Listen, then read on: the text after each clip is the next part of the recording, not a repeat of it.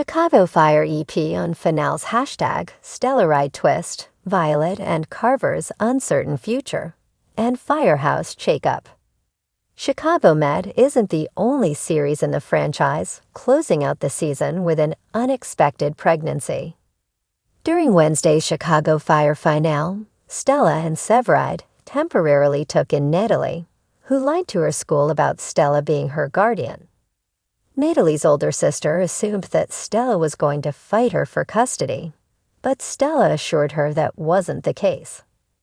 And after helping to reunite the siblings, Stella took Severide to the bedroom to take a look at something, a positive pregnancy test. "Kelly, we're pregnant," she happily announced as he peppered her with kisses. Elsewhere in the episode, Violet left the letter she wrote to Carver on his windshield, but he didn't exactly respond as she hoped he would. Instead, Carver surprised Violet with the news that he applied for a job at the Denver Fire Department to get a fresh start. "I hope you find what you need there," a heartbroken Violet told him. And that was that, until Carver showed up at Violet's home to plant a big kiss on her and tell her that he loves her. She, of course, said it back. But does the couple even have a future, given that Jake Lockett, aka Carver, will not be returning as a series regular? In other major developments, Pascal was cleared of the murder charges. It was Lieutenant Vale and his obsession with Monica that led to the driver's death. And Herman finally admitted that a desk job is not for him. He stepped down to be a regular firefighter so that his buddy Mouch could take over as Engine's lieutenant. Below, showrunner Andrew Newman talks hashtag Stellaride's pregnancy surprise, Pascal's future at Firehouse 51, and what's in store for Carver and Violet. The EP also addresses Ritter's non-exit in the final, following the news that Danielle Peary won't be back full-time next season. "Yeah, I think she has changed, and we kind of looked at the evolution of the season, the evolution of Kid as a character, as somebody who starts really talking about things, like when her cousin shows up, and she's talking about things she never talked about before and kind of getting it all out in the open with Severide. They really got close in this season in a way that they haven't before, and it came to a head with the hospital storyline with the baby, because they butted heads a bit during that story, and they were kind of on other sides, and then they ended up talking that out and coming together. I felt like at the end of that episode, they were stronger than ever, and how they left that episode, even though it was a beatdown, emotionally was much stronger as a couple. Between that and trying to take care of Natalie, and feeling like she was getting Natalie on the right track, it boosted Kid, up to a place where she maybe started thinking, maybe I can do all these things that I thought I couldn't do. And pregnancy is one of them. She's kind of leaving it to fate a little bit. If a baby comes from adoption first, or if I get pregnant, let's see. Maybe there's a reason for all of this, and I trust that I can handle this now. And Severide can too. So that's where she was at.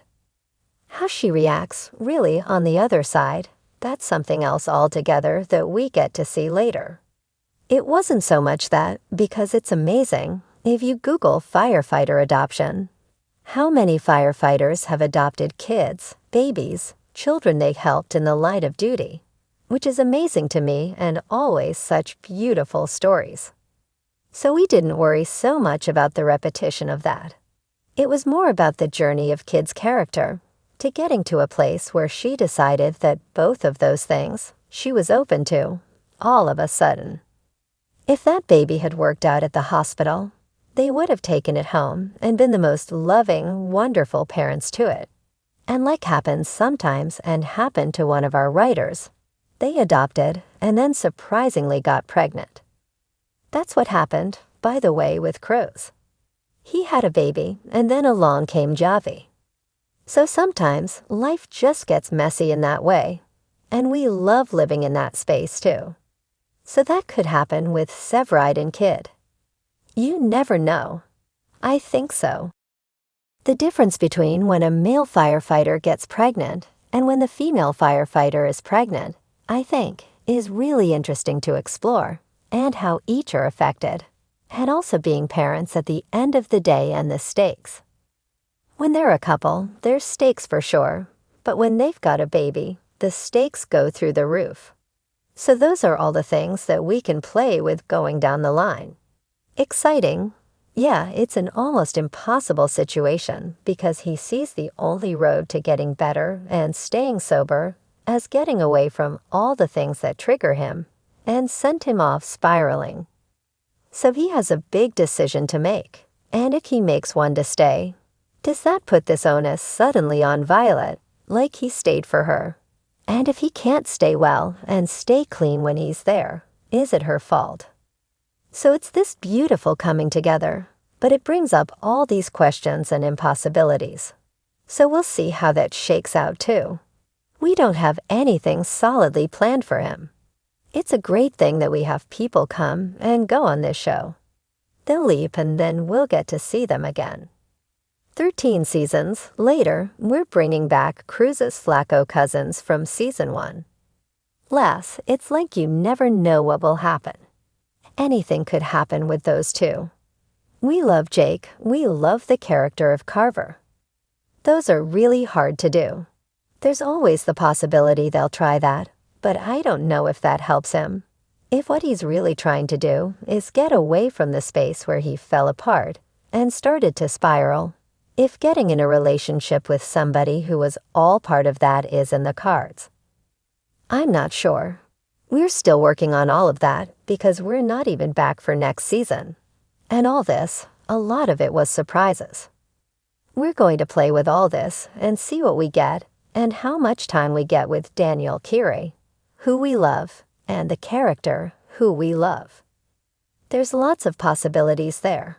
He will stay as battalion chief until the CFT axe starts lurking above his head.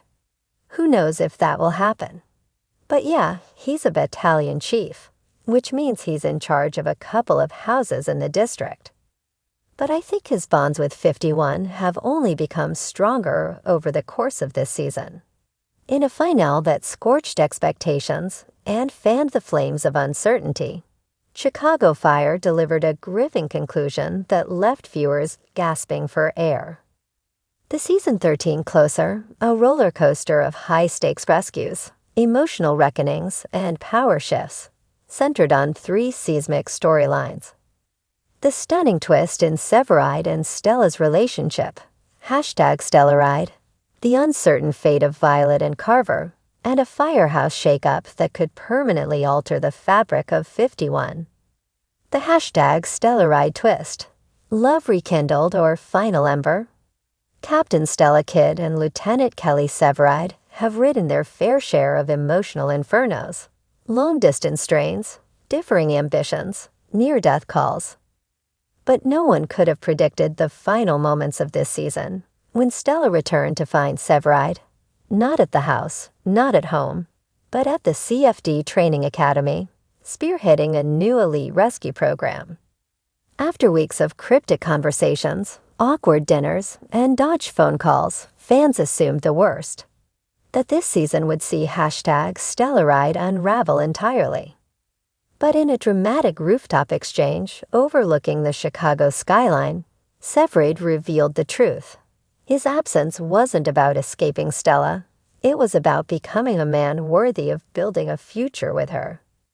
"I didn't leave you," he tells her, his voice hoarse.